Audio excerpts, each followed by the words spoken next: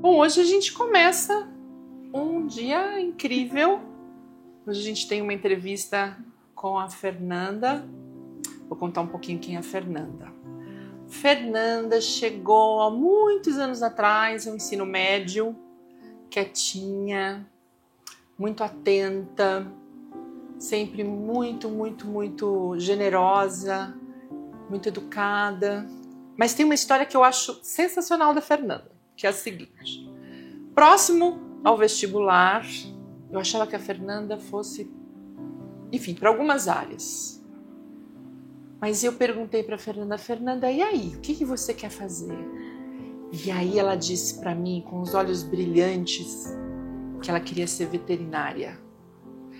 E eu espantei. E aí veio o espanto maior, que ela disse uma coisa que no meu coração foi tão bonito quando ela falou. Falou, professora, eu quero cuidar dos grandes felinos. Fê, aquilo foi tão bonito. Eu nunca tinha visto alguém falar de alguma coisa assim, de uma profissão, né? De forma tão apaixonada, mas principalmente porque quando você disse da sua escolha, você disse claramente, eu quero cuidar. E isso é raro. Então, é muito emocionante ver isso de uma menina tão jovem. E, enfim. Então, essa é a Fernanda, a veterinária que tem muitas histórias para contar, muitas aventuras, mas que foi motivada pelos grandes felinos. É isso. Obrigada, professora, obrigada. É uma grande honra estar aqui com a senhora. Faz quase 10 anos, né, que eu saí da escola. Uhum. E eu lembro da época que eu tava na escola, quando eu era menor, daí no ensino médio, e pensar na escola e pensar na senhora. Ai, que bonito.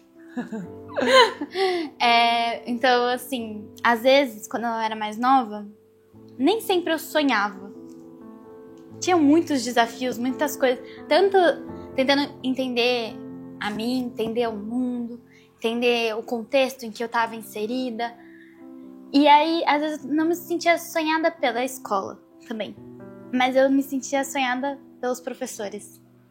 E a senhora, no ensino médio, a senhora e o Herr Schultz são os professores que eu sinto que sonhavam por mim, mesmo quando eu não conseguia sonhar. Ai, como é que a gente faz? Obrigada. Então, obrigada. Eu que agradeço, porque eram momentos, situações que às vezes eu não estava sonhando e eu encontrava com vocês e vocês falavam, vai Fernanda, sempre tão otimistas e tão confiantes em mim, confiança que eu não tinha em mim.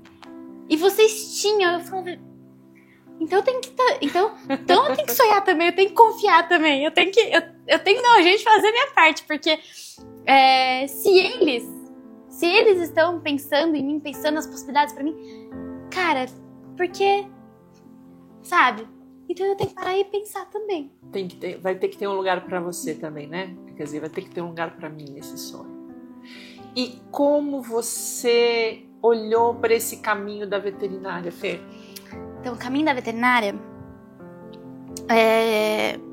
ele surgiu quando eu era pequena. Tinha lá meus 6, 7, 8 anos. Eu sempre gostei de bicho. Sempre gostei muito de animal. E aí eu falei, passou uma novela na Globo e que tinha uma cowgirl. E eu falei, eu quero ser cowgirl. Eu quero ser a melhor cowgirl do mundo porque eu quero salvar todos os bichos. Eu vou ter uma fazenda e eu vou cuidar de todos os bichos. E eu queria ser cowgirl. E aí eu peguei a primeira coisa que eu preciso, então, pra ser cowgirl, eu preciso saber montar cavalo. Eu não sabia montar cavalo. Então eu falei pros meus pais, quero fazer aula de equitação. Comecei a fazer aula de equitação. E aí caía. Meus pais tinham medo que eu me machucasse. Falaram, filha, não faz mais isso não. Bom, saí da equitação. E aí que eu fui... Daí tem aquele período, né, da infância, assim, que a gente idealiza as coisas, não tem muito, assim, a percepção. Então, no período da minha infância, a minha, vamos dizer assim, idealização era ser a melhor cowgirl do mundo. Daí, entrou ensino fundamental 2, começa a ver as disciplinas mais a fundo. E eu sempre amei biologia. Biologia, e principalmente a parte de ecologia. E aí, quando eu tava entrando no ensino médio, teve uma das feiras de profissão. E aí eu conversei com o professor Jürgen. Sim! Professor Jürgen Dahl. Professor Schultz. Olha que legal. Falei com ele, falei, professor, eu tô na dúvida se eu quero fazer veterinária ou biologia.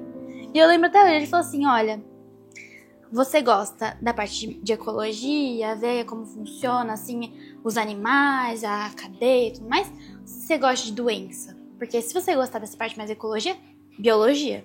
Se você gostar da parte de doença, é a veterinária. Porque você vai ter mais opção de estudar doença. Uhum. E eu falei, doença? Gosto. Doença?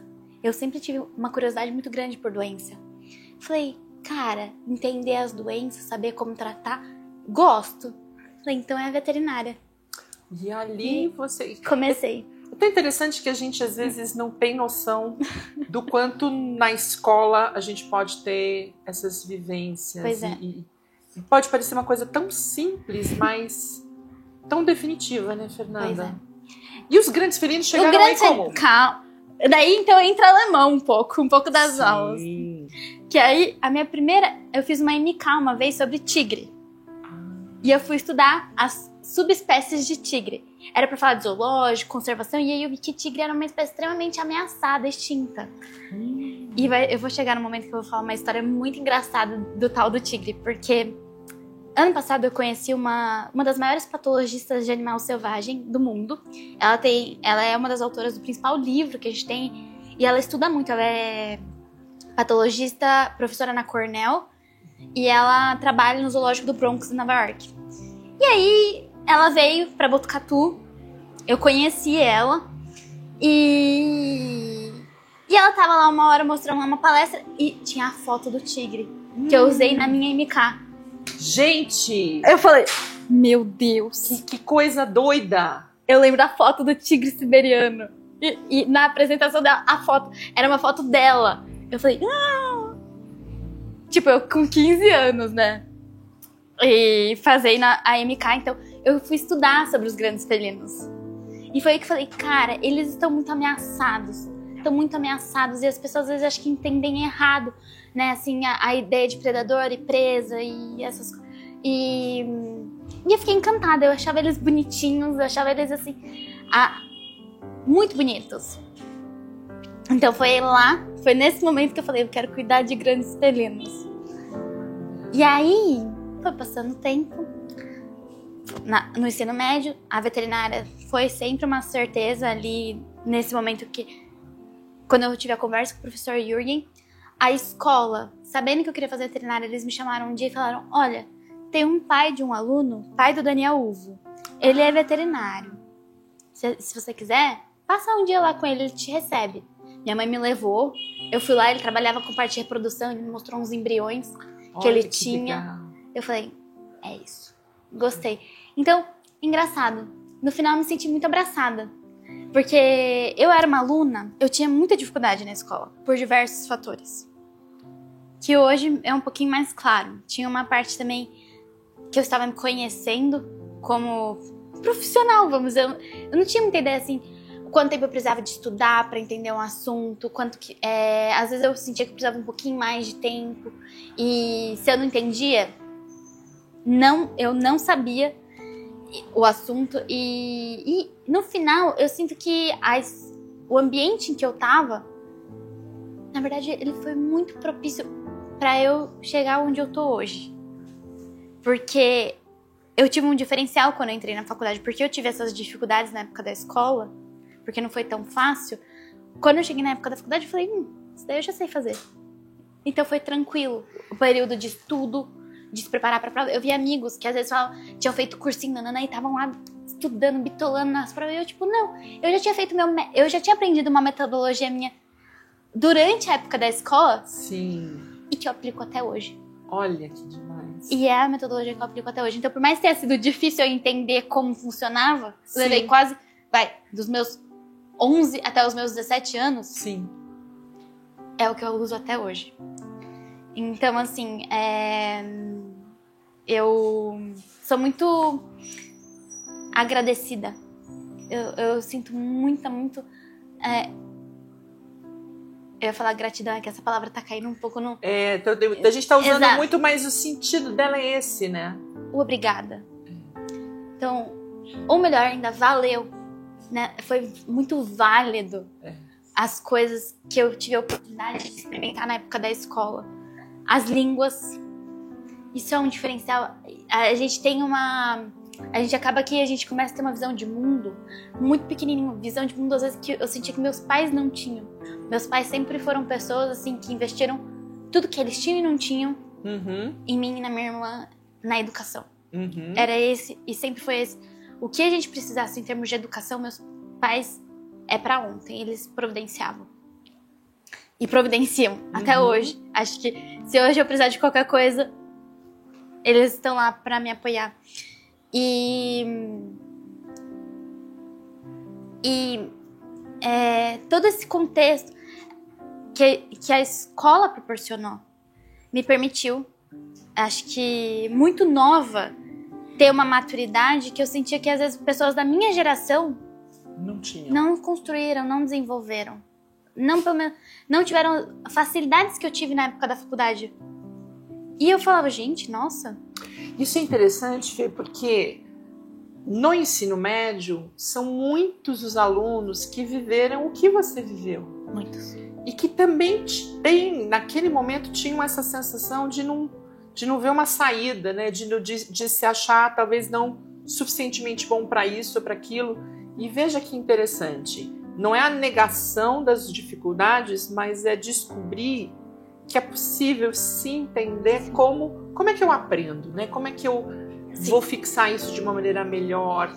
Então você acabou criando um método eficiente para você, muito em função dessas dificuldades. Às vezes os alunos falam sobre resultados e tal. Eu falo, para mim é muito mais significativo alguém que vive um desafio, né, de conseguir, de sair de um lugar em termos de rendimento e chegar em outro, do que quem se mantém, porque quem se mantém a gente não houve uma ampliação. Acho que talvez quando for encontrar o desafio vai ser, como fala? Às vezes vai precisar um pouquinho mais de tempo para lidar, para aprender a gerenciar, né? E como você foi parar em Botucatu? Parar em Botucatu. Então vamos lá. Quando eu botei na minha cabeça que eu queria fazer veterinária, eu fui, quais são as melhores faculdades de veterinária do Brasil? Eu falei, eu não sou lá muito boa aluna, mas eu falei assim, eu quero ser uma boa veterinária. Isso é fundamental. Né? Você diz o seguinte, eu quero estar onde eu vou ter acesso ao que há de ponta dentro da minha área. E mais, qual que é a melhor escola de veterinária para a parte de selvagens? Sim, exatamente. Você tem que olhar a grade curricular e pensar, essa faculdade ou essa universidade atende o meu projeto? E aí que eu descobri que Botucatu foi a faculdade que teve a primeira residência com animais selvagens do Brasil. Em 1996 foi a primeira residência. Eu falei, é lá que eu quero ir. Será que eu passo? É uma das carreiras dentro da Unesp mais concorridas, a veterinária em Botucatu. E aí eu falei, eu quero prestar Botucatu e só Botucatu. Mas foi lá, não, filha, a sua irmã tá na USP, você não vê como ela tá feliz? Presta a USP também, presta mais umas opções, vai, presta o Enem. Eu falei, tá, mas eu quero Botucatu. Prestei Botucatu, passei. Falei, então vamos pra Botucatu. Passei em Botucatu e em Lavras. E aí, Botucatu, sem dúvidas, sempre foi a minha primeira opção. E na faculdade, professora, eu me encontrei. Ai, que demais! Eu me encontrei porque a veterinária, ela vem... Ela é muito mais do que eu achava, do que eu sabia quando eu era mais nova. Porque eu sabia um pouco assim da parte veterinária, da parte selvagem, tudo mais que eu gostava, né? Mas hoje, eu trabalho com selvagens, mas não é a minha principal área de atuação. Meu sonho é ser patologista de selvagens, continua. Sim. Os selvagens, mas hoje, se eu falar pra senhora o que eu tô fazendo, atualmente, eu não tô com um projeto vinculado, assim, diretamente com selvagens. E o que eu fui... Quando eu cheguei na faculdade de veterinária, eu lembro que eu peguei e eu fui... Quando que eu posso começar a fazer estágio no CEMPAS, que é o Centro de Animais Selvagens? Eu queria ir pro CEMPAS, eu queria fazer residência no CEMPAS, eu vim pra cá porque eu queria fazer residência no CEMPAS. E aí que eu cheguei e eu tava numa disciplina de histologia, professor Sérgio. E eu cheguei um pouco atrasada na época da faculdade, porque eu fui telebicho. Ou seja, rodaram todas as listas, ainda sobrou vaga, daí eles me ligaram. Entendi. Eu fui telebicho. Então eu cheguei uma semana antes da prova de histologia. Então já tinha rolado aula, já Já. tava uma moçada, já tava, Já. todo mundo já tinha feito a recepção, e você chegou... Um mês depois. Ai, que frio na barriga. Cheguei, entrei na sala de anatomia, segunda-feira de manhã. O professor pegou, me apresentou, me colocou lá na mesa de anatomia do meu grupo. E tinham vários ossos em cima da mesa. E ele começou, não, porque esse é de equino, esse é de bovino, de cachorro. Eu falei assim, nossa, é tudo branco, duro, gente. Osso é osso, É né? osso. Falei, como é que eu vou aprender isso? Por onde eu começo? E cheguei na aula de histologia, olhei o microscópio, eles estavam falando os tipos de tecido. Eu achei lindo, parecia um quadro, assim, sabe, colorido. Mas falava, era bolinha roxa, bolinha azul, bolinha rosa. Basicamente era isso que eu tava entendendo. Chegou a primeira prova, rodei. Falei assim, eu sabia ligar o microscópio, parou aí. O que eu sabia fazer. Bolinhas roxas, Rosas, verdes. e verdes. Tá tudo certo. Aí tinha na época era uma aluna de assistência docente, ela era doutoranda, chama Priscila. E ela falou, Fernanda, por que você não vem me acompanhar um dia na patologia? Ela fazia doutorado na patologia. Você me acompanha pra você ver como que o tecido vai parar na lâmina. E aí eu fui na patologia. Passei um dia com ela. Ela falou, você gostou? Eu falei, gostei. Ela, então vai na sala dessa professora, professora Noemi Souza Rocha. Pergunta se você não pode fazer um estágio aqui. Bati lá na porta? Pode. 2017, comecei a fazer estágio na patologia. Comecei a fazer estágio na patologia, recebi minha sorologia de raiva, tava liberado, fui fazer estágio no CEMPAS também com selvagens. Eu fiquei até meu 3º ano da faculdade fazendo estágio na patologia e no CEMPAS, nos dois. Então, era tudo patologia e CEMPAS. Eu ainda falava assim, não, eu ainda quero trabalhar, vamos dizer, na área de selvagem, de clínica e cirurgia. Eu ainda falava, não, eu quero trabalhar com clínica e cirurgia de selvagem. Então, eu ficava lá, patologia e CEMPAS. Mas eu já tava com um pezinho mais... O que mais me encantou na veterinária foi o estudo das doenças. Aí volta lá atrás naquilo que o professor Jürgen falou pra você. E foi o que me... E é o que me encanta na veterinária. E assim, é a área que eu dedico hoje. Tudo que eu estudo, tudo que eu faço, tudo com que eu trabalho. Fala pro professor Jürgen. Professor Jürgen, muito obrigada. É isso. Às vezes a gente, como professor, como professora, a gente vive algumas situações no cotidiano que a gente acha que a nossa palavra, ela não está fazendo tanto sentido, ela não tem tanto impacto. Mas quando vocês trazem isso, é importante, né? Quer dizer, aquela fala, aquela atenção, aquele cuidado foi tão sensacional. Fê, hoje, enfim, eu leio um monte de coisa, né, sobre... E em função dos meus bichinhos, eu também acompanho muito a questão da veterinária. Sim. Eu li uma vez uma reportagem dizendo que a veterinária, muita gente, até por conta deste boom de todo mundo ter pets, enfim, é uma área que muita gente tende a buscar, né, por gostar de animais. Sim. Mas isso não necessariamente condiz com aquilo que vai encontrar na faculdade, né? E eu ouvi uma fala de uma pesquisa dizendo que existe uma grande incidência de alunos da veterinária que têm sofrimentos como depressão, Sim. em função Sim. desse contato com seres tão vulneráveis e de tanto sofrimento. Como é que é isso? É isso mesmo? A realidade da veterinária é uma realidade muito desafiadora, porque vai cair várias questões. A veterinária é uma das carreiras que tem maior taxa de suicídio, né? Porque é muita pressão no sentido assim, a gente escuta muito, né? Ah, vocês estão na veterinária porque vocês gostam de bicho, então como vocês estão cobrando atendimento, né? Você tem que cuidar do meu bicho, então existe uma pressão muito grande, né? Hoje em dia o cachorro, os gatos, os animais de companhia principalmente, tem eles acabam tendo um papel dentro da família. Não é mais só animais de companhia, mas por vezes são os filhos daquela pessoa, considerados membros daquela família. Então acaba que a pressão sobre o médico veterinário cai bastante também por essa mudança de papéis, né, dos animais.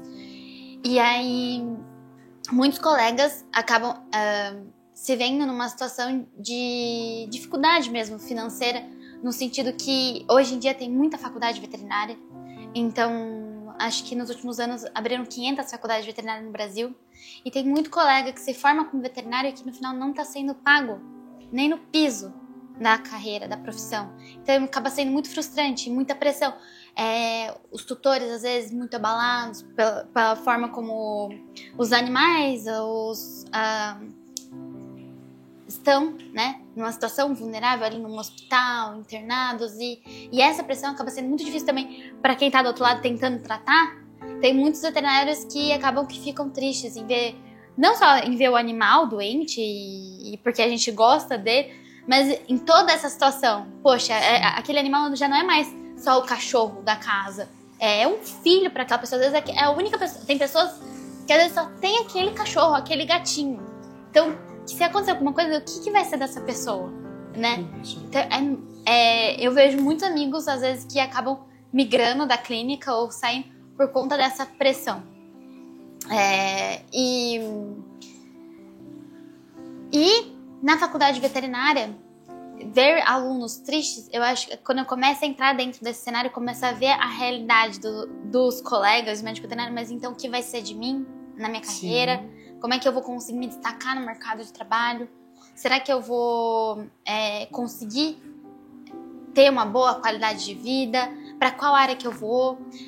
Clínica, a área de clínica de pequenos é uma área que, assim, ela é muito competitiva, tá muito saturada. Às vezes eu tenho amigos que acabaram de fazer residência de clínica e falam, olha, se eu for trabalhar num plantão, não vão me pagar.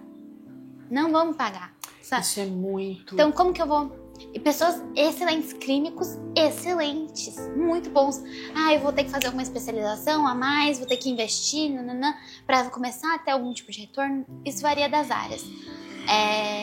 Na parte de grandes, a veterinária ela é muito ampla. Então, assim, tem muita gente, às vezes, das escolas privadas, existem muitas escolas que não têm hospital veterinário. Sim. Então, ou às vezes não investem a maior formação dos alunos pensando em clínica e cirurgia. Mas a veterinária, a parte de inspeção, o Brasil é um dos países que tem maior taxa de produção de carne bovina, suína Sim. e de aves, e para exportação. E quem está na cabeça disso tudo são os médicos veterinários por conta do processo de inspeção. E o Brasil tem um dos melhores sistemas de inspeção do mundo. A gente é referência no mundo. E muitas das escolas não estão preparando os alunos para adentrar nesse mercado, é só num nicho. Sim. Então acaba sendo muito saturado, acaba sendo Sim. um mercado muito saturado, e então muitos alunos começam a ver já esse cenário e falar, e agora, para onde que eu vou? O que eu vou fazer? Né? Será que eu desisto da veterinária? E para mim, isso nunca foi tanto assim uma pressão, porque felizmente eu fiz uma boa escolha de entrar numa boa escola de veterinária. Sim. E desde a minha graduação eu fui vendo oportunidades que eu falei assim, eu consigo me adentrar nisso e eu sei que é uma boa opção, vai dar certo. Tem uma questão também, né, Fê? Você também foi uma pessoa que foi fazendo perguntas nesse processo, né? Fazendo questionamentos, acho que esse também... Eu fui ensinada a fazer perguntas na época da escola, pela senhora, inclusive nas aulas de filosofia. Eu lembro, eu nunca me esqueci da nossa primeira aula de filosofia no primeiro ensino médio, que a gente chegou e a senhora começou a falar sobre as perguntas complexas. Uhum. E a senhora colocou lá, faça uma pergunta complexa. E eu lembro que eu fiz assim, eu perguntei, será que as pessoas enxergam da mesma forma, as cores da mesma forma? E eu lembro que a senhora ficou assim, nossa, eu pensei, sou biruta. Aí você, que pergunta excelente. Eu falei, ufa, eu me encontrei. Eu falei assim, aqui eu posso perguntar. Então, assim, e ainda através do método científico, tentar encontrar as respostas. Eu falei, é isso. Eu sinto... Às vezes eu vejo as pessoas, eu vejo que tem pessoas que têm medo de confiar na própria razão, nos pensamentos. Mas eu pergunto, falei, será que alguém falou pra essa pessoa assim? Ou quando essa pessoa fez uma pergunta, qual que foi, né, a resposta? Qual que foi a condução pra essa pergunta? Eu fui muito bem conduzida pela senhora. Isso me fez vontade de querer perguntar mais pra mim, pro mundo. Então, a área da filosofia, a disciplina de filosofia que eu tive na época do ensino médio, ela foi valiosíssima. Eu lembro quando eu era nova, tinha lá meus 15, 16 anos, e teve aquele projeto do curta. Sim, os curtas-metragem. Meu grupo de amigos, eu não tenho absolutamente... Eles foram essenciais pra eu me tornar a pessoa que eu sou hoje. Então, dentro do processo... Eu falo assim, que a Fernanda tem 5 elementos na vida, basicamente. Pensando assim, mundo, cosmos, 5 elementos da Terra, Fernanda tem 5 elementos, vai. Meus professores, minha família, os animais, meus amigos e eu mesma, né? Sim. Um pouco de eu mesma. Exatamente. E os meus amigos, podia estar dando tudo errado. E eles estavam lá, que nem vocês, meus professores. Vai, Fernanda, continua. Você consegue, você é inteligente, vai. Esses são meus amigos até hoje. A gente mantém o contato. E em termos de interesse, nós éramos muito parecidos. Nós todos éramos muito estudiosos, gostávamos de ir pra aula e depois de discutir os assuntos que a gente estava vendo na aula. E bom, na época do curta, sim, eu lembro eu e meu grupo, Julia Steck, Isadora Ferrari, Luísa Marques, somos amigas até hoje, discutindo sobre feminismo. Sim! Isso! Na época da escola, a gente tinha 15, 16 anos. Hoje em dia, às vezes, eu vejo pessoas mais velhas e que não entendem exatamente o que é o movimento. Sim. Às vezes pega uma frase daqui e lá a gente com 15, 16 anos, a gente estudando, vendo, montando curta, sabe? E gerando... Às vezes, hoje em dia, a gente pega e se manda assim, algumas coisas de feminismo e guiando a gente. O feminismo que a gente aprendeu na época da escola, as coisas que a gente estudou, guiam a gente hoje nas nossas escolhas, assim, sabe? Como mulheres também, sabe? E a gente conversa sobre isso umas com as outras. Isso é muito legal. Aproveitar de te fazer uma pergunta sobre isso. Você, dentro da academia, dentro da sua área, como é que é essa questão de gênero, essa questão, como que é o espaço para as mulheres, né, dentro... Sim. Então, dentro da carreira, da profissão da veterinária, hoje em dia eu vejo que, por exemplo, na graduação, na minha sala, era 50% mulher, 50% homem. Era bem equiparado. Mas o que eu tenho reparado é que, infelizmente, eu comecei a subir um pouco na carreira, talvez assim, em termos assim, de posição. Hoje eu tô no doutorado. Nossa, que legal. Parabéns. Obrigada. Eu fui porque eles chamam de doutorado direto, então eu terminei a graduação e fui pro doutorado. Que bacana. E isso em nome da qualidade do seu trabalho, né? Não é com brinde. Selvagens, com selvagens também. Eu vou contar essas histórias de selvagens, porque eu tenho história com selvagens pra contar na graduação. Mas muito do trabalho com selvagens que me permitiu estar onde eu tô hoje. Sim. Já no doutorado, eu já não vejo tantas mulheres dentro da veterinária. Eu vejo que, assim, tem muitas amigas que acabam optando, né, por se casar, constituir uma família, e isso acaba sendo... eu não sei se é uma construção social, mas, assim, ou isso, ou estudar. Sim. Não, eu não tenho como deixar meus filhos pra ir trabalhar, pra ir estudar. E aí eu olho pessoas brilhantes e eu falo, bom, se for um processo que essa pessoa pensou, tomou escolha e falou, não, realmente eu quero dedicar minha vida pra minha família. É uma decisão, claro, e legítima, muito honrada. Sim, legítima. Porém, será que essa pessoa teve, vamos dizer assim, ela teve a capacidade de como posso dizer?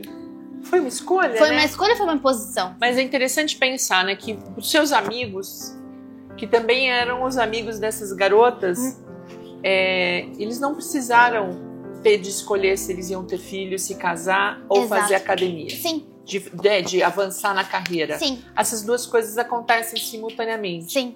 E aí a gente pensa, se eles podem ter essa possibilidade, Será que as... é porque exatamente elas não podem ter essa escolha, né? Então, é muito, enfim, impactante. E é triste. É triste. Eu acho triste, porque eu vejo amigas e que eu olho assim e eu falo, será que elas estão felizes? Eu não sei. Às vezes eu não sei dizer assim, se elas estão fazendo realmente o que elas queriam. Eu acho que porque, Fê, tem um momento, como você está nesse momento do doutorado, e você olha, e você sabe que muitas ali desejariam também fazer. Sim. E aí a pergunta que nasce é, em qual momento da vida delas elas vão poder fazer isso? Porque é adiar um projeto. E às vezes, ao adiar esse projeto, ele fica sempre no sonho, né? Quando eu comecei, academicamente, né, eu comecei a crescer, vamos dizer, até para os meus pais, a minha família, vamos dizer, uma construção de família diferente.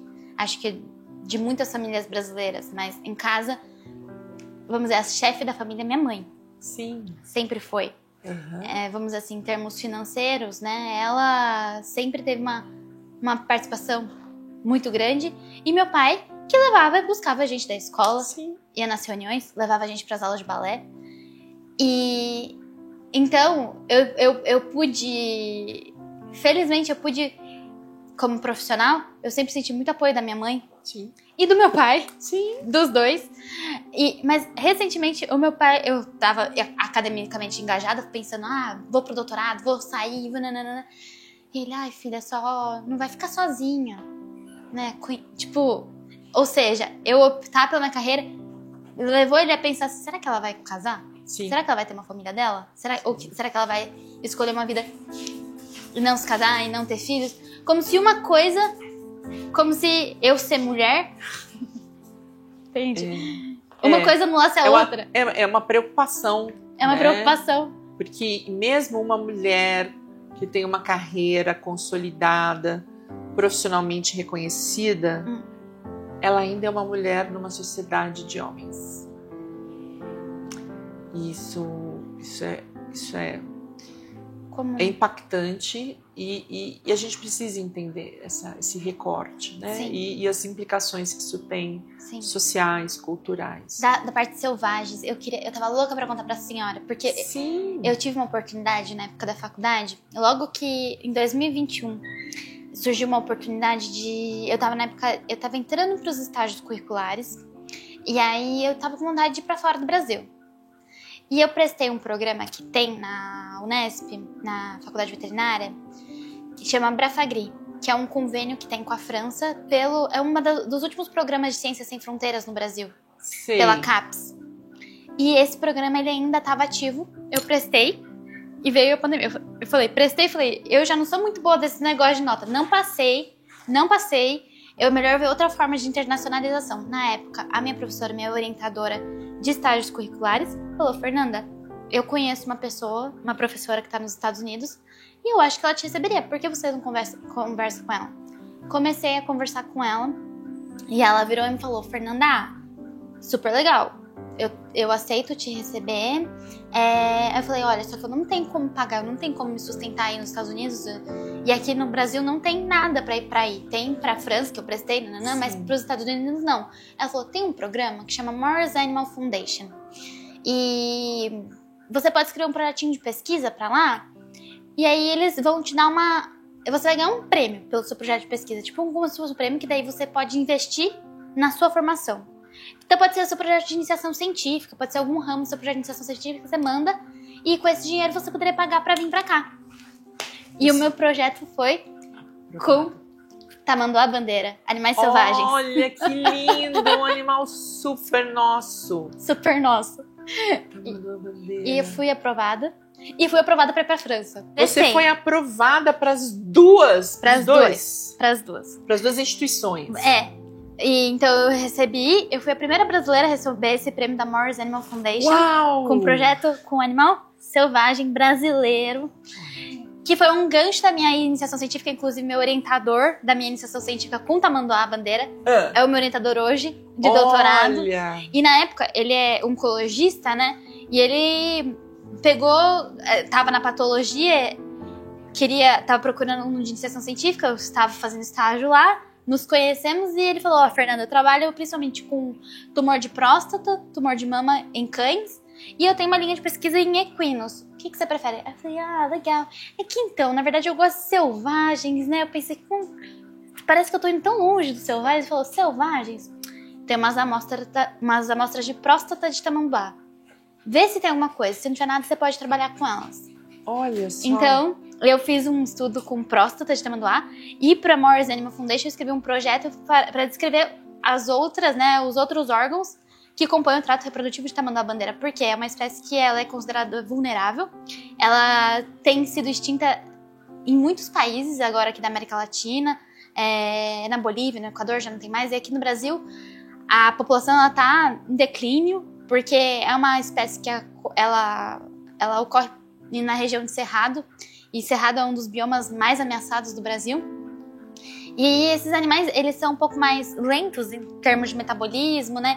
Eles são muito vítimas de atropelamentos nas rodovias. E pro meu projeto, eu consegui amostras dos animais que vinham para a faculdade atropelados, daí vinham a óbito e eu coletava. E eu fiz parceria ainda com a USP, com a UFMG e com a Unesp de Jaboticabal. E eu consegui amostras de alguns zoológicos para esse projeto.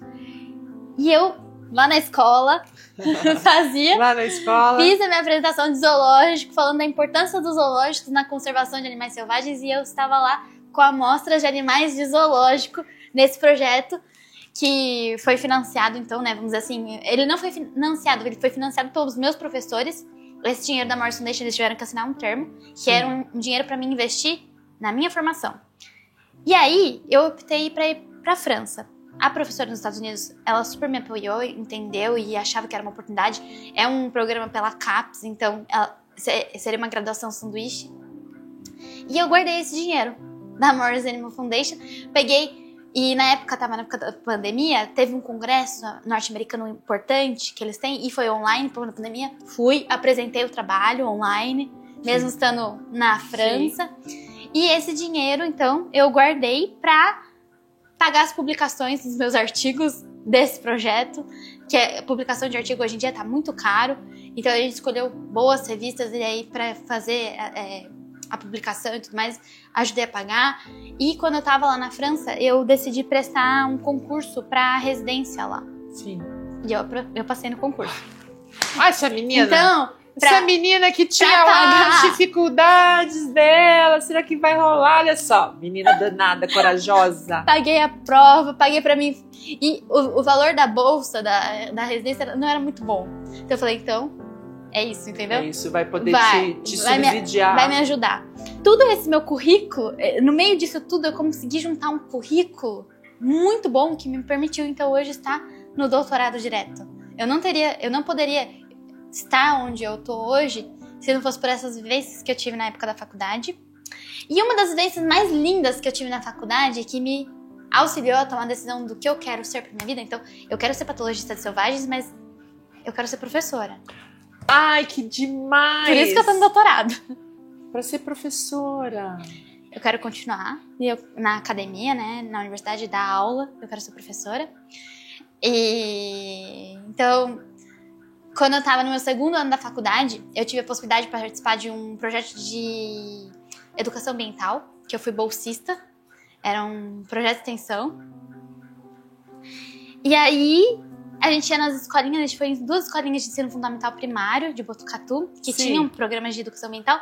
E qual que era o nosso objetivo? Eram 2 escolas em áreas que tinha muito tráfico de animais selvagens. Qual que foi a ideia da minha professora? A professora Elizabeth Moreira dos Santos Schmidt. Se a gente sensibilizar as crianças de quais são os animais errados, elas vão chegar em casa e falar. Quem sabe isso não tem uma interferência no tráfico desses animais. Então, sensibilizar as crianças. E aí, então, a minha função como aluna do projeto era preparar as aulas. Sim. E ir lá ensinar as crianças os animais do cerrado. E nesse projeto, que eu me vi no outro lado, pela primeira vez na minha vida, eu vi no outro lado de ensinar, eu falei, eu quero fazer isso pro resto da minha vida. É gostoso, né? Tem um sabor bom essa coisa. É uma troca. Na verdade, assim, eu acho que eu descobri que eu amo aprender. E eu acho que uma das melhores formas de aprender é através da troca de aprendizado e ensino. É verdade. Dentro de sala de aula. Que eram os lugares que eu tinha medo. Verdade. Mas hoje, pra mim, é o meu mundo. Tá ali, trocando. Eu tava na época na faculdade, então, que daí eu procurei a senhora, eu fui dar aula no cursinho, tanto na faculdade de medicina veterinária quanto na faculdade de medicina. Eu dei aula de filosofia e sociologia. Aquilo que a gente falou com a entrevista do Felipe. Foi. Eles deram aula no mesmo lugar, no mesmo cursinho, em outros momentos diferentes. Demos. E eu dei aula lá até eu ir pra França. Eu parei de dar aula quando eu fui pra França, que daí eles falaram que não podia dar aula online, justo. Sim. Mas nesse cursinho, eu reforcei. Eu fui chamada. Eu fiquei sabendo que tinha vaga nesse cursinho porque um amigo meu da minha faculdade, da minha sala, falou: Fernanda, eles estão procurando professor. Você não gosta de filosofia e sociologia? Eu falei: eu amo. eu também. Porque eu tive uma professora maravilhosa e eu acho que tem muitas pessoas da nossa geração, até mais novas, que não fazem a menor ideia. Falei assim: eu vou amar. Eu vou amar dar aula disso. Eu acho que eu realmente tenho uma base. Eu posso falar sobre isso. Sim. Por conta da base que eu tive na escola, que eu aprendi com a senhora. Muito bem. Então, tudo isso, essa experiência de dar aula e de ensinar. Quando eu tava lá dando aula, eu lembrava de vocês, dos meus professores. E eu sinto que nem o Felipe, eu fui uma pessoa que eu fui muito sortuda na minha vida. Porque eu tive um investimento muito grande. Dos meus pais e depois na minha carreira estadual. Sim. Federal, Brasil, né? A Unesp e depois da CAPES e hoje meu doutorado, graças a Deus, tem bolsa da FAPESP. Então, assim, é um investimento que eu falo, eu sinto uma obrigação, eu quero retribuir isso de alguma forma, sabe? Eu sinto uma responsabilidade muito grande disso. Então, eu penso, por que não, né? Ensinando quem vem. Tentando, com tudo isso que eu construí, tudo isso que eu aprendi ao longo da minha vida, né? Se eu puder passar um pouquinho e aprender ainda mais com eles, sabe assim, não para. É como se fosse uma engrenagem de uma máquina. Faz a máquina girar. E lembrando que quem tá atrás da máquina somos nós, né? Quem fez a máquina? Olha, que delícia! Eu aprendi um monte de coisas maravilhosas hoje e tô cheia de perguntas complexas para fazer para você. Mas a gente deixa o seu endereço aqui, sim, vai aparecer em algum lugarzinho da tela. Tá. Todo mundo que tiver interesse, tá, manda um e-mail pra Fê, sim, entra lá claro, nas redes sociais da Fê. Instagram, Facebook, e-mail, pode, eu disponibilizo. E logo, logo a gente vai ter a Fê de volta para outras conversas, para mais conversas. Não, estarei aqui. Parabéns. Com o maior prazer. Obrigada, professora. Obrigada. Sabe o que eu sentia quando a gente era mais novinho? Tipo assim, era Sócrates, Platão, ou Platão, Aristóteles, sabe? Eu me sentia, nas aulas de filosofia, eu literalmente me sentia, assim, uma discípula. Eu tava lá e escutando e pegando cada movimento, assim, tipo Sócrates lá, com as perguntas, e aí vem Platão com uma das ideias, e daí o Aristóteles mais assim, terra, procurando as respostas. E a senhora envolvia a gente de um jeito que era como se a gente estivesse naquele... O meu sonho é ir pra Grécia pra ver. Olha, tem um projeto aqui que eles não vão aparecer no vídeo, não sei. Mas o meu projeto é ir pra Grécia e encontrar vocês lá. Eu vou. Sabe? Eu acho que eu vou pirar quando eu tiver. Eu vou. Imagina andando no lugar que o Platão andou, o Aristóteles andou, o Sócrates. Sim. Tarefa de vida. Eu não posso partir antes de fazer esse. Tá bom. Essa Eurotrip E na filosofia. Eu vou. E no estádio do Corinthians também. Obrigada, Fê. Obrigada, Pro. Ai, olha, foi demais. Muito obrigada. Obrigada.